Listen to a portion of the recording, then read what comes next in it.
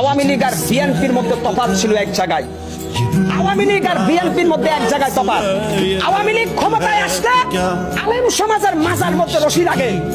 আওয়ামী লীগ ক্ষমতায় আসলে মসজিদের ভিতরে শুক্রবারে জুমার নামাজের সময় ইমাম সাহেব স্বাধীনভাবে খুতবা দিতে পারে না।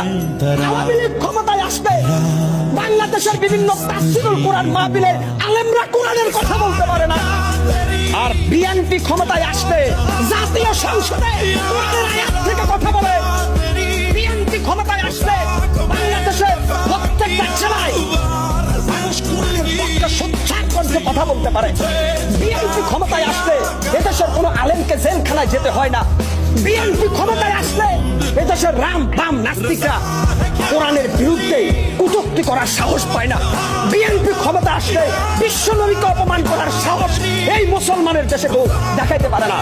কেন আজকে বিএনপির নামে প্রপাগান্ডা?